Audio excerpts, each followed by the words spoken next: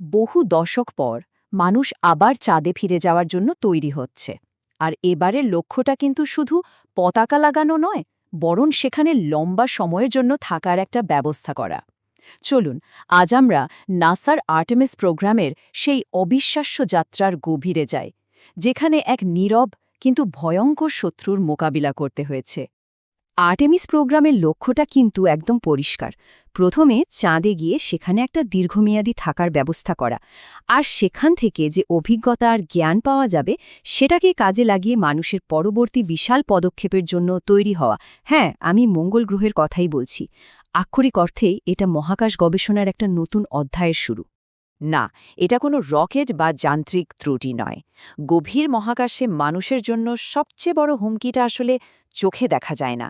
আর Artemis 1 মিশনের অন্যতম একটা প্রধান উদ্দেশ্যই ছিল এই অদৃশ্য শত্রুকে চেনা, তাকে বোঝা আর তার সাথে লড়াই করার উপায় খুঁজে বের করা। আমরা যে অদৃশ্য বিপদের কথা বলছি সেটা হলো মহাজাগতিক বিকিরণ বা রেডিয়েশন আর মানবদেহের ওপর তার মারাত্মক প্রভাব। তো এই বিপদটা আসলে কি? চলুন এই ব্যাপারটা একটু ভালো করে বুঝে নেওয়া যাক, কারণ এর ওপরই নির্ভর করছে মানুষের ভবিষ্যৎ মহাকাশ যাত্রার নিরাপত্তা। খুব সহজ ভাষায় বললে, মহাকাশ আসলে হাই এনার্জি কণার একটা স্রোতে ভেসে বেড়াচ্ছে। এই কণাগুলো আমাদের শরীরের ডিএনএ পর্যন্ত নষ্ট করে দিতে পারে, যার ফলে মারাত্মক স্বাস্থ্য ঝুঁকি তৈরি হয়। পৃথিবীতে আমরা একটা অদৃশ্য বর্মের নিচে সুরক্ষিত থাকি, যা হলো আমাদের গ্রহের চৌম্বক ক্ষেত্র। কিন্তু গভীর মহাকাশে এই সুরক্ষাটা নেই। এখানেই আসল পার্থক্যটা দেখুন। ইন্টারন্যাশনাল স্পেস স্টেশন কিন্তু পৃথিবীর এই সুরক্ষা বলয়ের মধ্যেই ঘটছে, তাই সেখানকার মহাকাশচারীরা তুলনামূলকভাবে অনেকটাই নিরাপদ। কিন্তু আর্টেমিসের ওরিয়ন মহাকাশযান এই বলয় ভেদ করে আরও গভীরে চাঁদের চারপাশে ঘুরে এসেছে। আর ঠিক এই কারণেই এটা ছিল মহাকাশের আসল বিকিরণের মাত্রা মাপার একটা দারুণ সুযোগ। আর্টেমিস 1 মিশনে কোনো মানুষ না থাকলেও খুব গুরুত্বপূর্ণ কিছু যাত্রী কিন্তু ছিল। তাদের নাম হেলগা আর জোহার। এদের কাজ ছিল মানুষের হয়ে মহাকাশের এই বিপজ্জনক বিকিরণকে সরাসরি অনুভব করা আর তার ডেটা পাঠানো। হ্যাঁ, ঠিকই শুনেছেন, ফ্যান্টম। এগুলো কিন্তু সাধারণ কোনো পুতুল নয়, এগুলো হলো মানবদেহের নিখুঁত প্রতিরূপ। এদের টিস্যু, অঙ্গ আর হাড়ের ঘনত্ব একদম মানুষের মতোই করে বানানো হয়েছে, বিশেষভাবে মহাকাশের বিকিরণ পরীক্ষার জন্যই।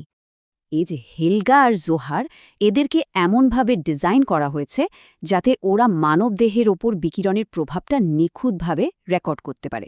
আরেকটা ইন্টারেস্টিং ব্যাপার হলো, এদেরকে নারী দেহের আদলে বানানো হয়েছে, কারণ গবেষণা বলছে নারীদের শরীর বিকিরণের প্রতি একটু বেশি সংবেদনশীল।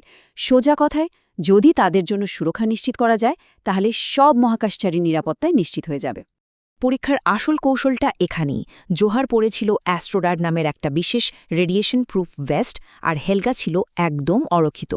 এই দুজনের পাওয়া ডেটা তুলনা করলেই বিজ্ঞানীরা পরিষ্কার বুঝতে পারবেন যে অ্যাস্ট্রোডার ভেস্টটা আসলে কতটা কাজের। চলুন এখন একটু দেখি যে এই বিকিরণ মাপার পরীক্ষাটা ঠিক কিভাবে করা হলো, মানে কিভাবে হেলগা আর জোহার তাদের শরীরের ভেতরের তথ্য পৃথিবীতে বিজ্ঞানীদের কাছে পাঠালো। সংখ্যাটা দেখুন একবার, ৫,৬০০রও বেশি প্যাসিভ সেন্সর আর ৩৪টা অ্যাক্টিভ ডিটেক্টর ব্যবহার করা হয়েছিল। আচ্ছা, প্যাসিভ সেন্সরগুলো পুরো মিশনে মোট কতটা বিকিরণ শোষণ হলো তার হিসাব রাখে, আর অ্যাক্টিভ ডিটেক্টরগুলো রিয়েল টাইমে ডেটা পাঠায়, মানে কখন কি ঘটছে তার সাথে সাথেই জানা যায়। এই বিপুল পরিমাণ সেন্সর দিয়ে মানবদেহের সব গুরুত্বপূর্ণ অঙ্গে বিকিরণের মাত্রা একদম চুলচেরা বিশ্লেষণ করা হয়েছে। পুরো প্রক্রিয়াটাই ছিল খুব গোছানো। সেন্সরগুলো ফ্যান্টমদের শরীরে ঠিক সেই সব জায়গায় বসানো হয়েছিল যেখানে আমাদের ফুসফুস, পাকস্থলী বা মস্তিষ্কের মতো সংবেদনশীল অঙ্গগুলো থাকে। প্রায় ২৫ দিনের মিশন শেষে তাদের ডেটা বিশ্লেষণ করে বিকিরণের প্রভাব সম্পর্কে এক অবিশ্বাস্য ধারণা পাওয়া যায়। এই বিশাল পরীক্ষা থেকে যে ফলাফল পাওয়া গেল সেটাই আমাদের ভবিষ্যতের সুরক্ষা কৌশলের পথ দেখাবে। তো কি জানা গেল? মানুষ কি আসলেই গভীর মহাকাশে নিরাপদে যেতে পারবে? চলুন দেখে নেওয়া যাক। প্রথম আর সবচেয়ে বড় স্বস্তির খবর হল, ওরিয়ন মহাকাশযানের মূল কাঠামোটি বিকিরণের বিরুদ্ধে একটা বেশ শক্তিশালী ঢাল হিসেবে কাজ করে। মানে মহাকাশযানটাই মহাকাশচারীদের জন্য একটা নিরাপদ আশ্রয়। নাসার প্রধান গবেষকের এই কথাটা কিন্তু প্রমাণ করে দেয় যে আর্টেমিস 1-এর ডেটা ভবিষ্যতের চন্দ্র আর মঙ্গল অভিযানের জন্য কতটা জরুরি। এটা বিজ্ঞানীদের আত্মবিশ্বাসকে কয়েক গুণ বাড়িয়ে দিয়েছে। ভবিষ্যতের মহাকাশচারীদের জন্য এটা একটা জীবন বাঁচানোর গাইডলাইন বলা যেতে পারে। প্রথমত, অ্যাস্ট্রোডাট ভেস্ট, যা ব্যক্তিগত সুরক্ষা দেবে। দ্বিতীয়ত, সৌরঝড়ের মতো হঠাৎ বিপদে মহাকাশচারীরা মহাকাশযানের ভেতরে থাকা খাবার বা জলের ব্যাগ ব্যবহার করে একটা অস্থায়ী কিন্তু শক্তিশালী রেডিয়েশন শেল্টার বানিয়ে ফেলতে পারবে। আর সবচেয়ে অবাক করা তথ্য হলো, কোনো জটিল প্রযুক্তি ছাড়াই শুধু মহাকাশযানটার মুখ নির্দিষ্ট দিকে ঘুরিয়ে দিলেই বিকিরণের মাত্রা প্রায় অর্ধেকে নামিয়ে আনা যায়।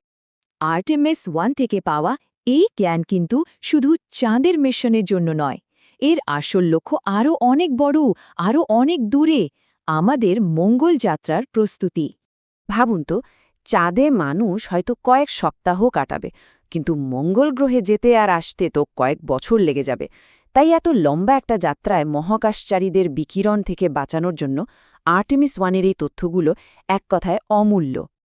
আর্টেমিস 1 ছিল প্রথম ধাপ। এর সাফল্যের উপর ভিত্তি করেই আর্টেমিস 2-তে মানুষ চাঁদের চারপাশে ঘুরে আসবে। তার পরের মিশনগুলোতে মানুষ আবার চাঁদের মাটিতে নামবে, সেখানে একটা ঘাঁটি বানাবে। আর সেই ঘাঁটিটাই হবে মঙ্গল গ্রহে যাওয়ার পথে আমাদের প্রথম মহাজাগতিক স্টেশন। আর্টেমিস 1 প্রমাণ করে দিয়েছে যে আমরা মহাকাশের সবচেয়ে বড় অদৃশ্য হুমকিকে মোকাবেলা করতে পারি। এখন প্রশ্ন একটাই, এই জ্ঞানকে কাজে লাগিয়ে আমরা কত দ্রুত আমাদের সৌরজগতের পরবর্তী ঠিকানায় পৌঁছাতে পারব?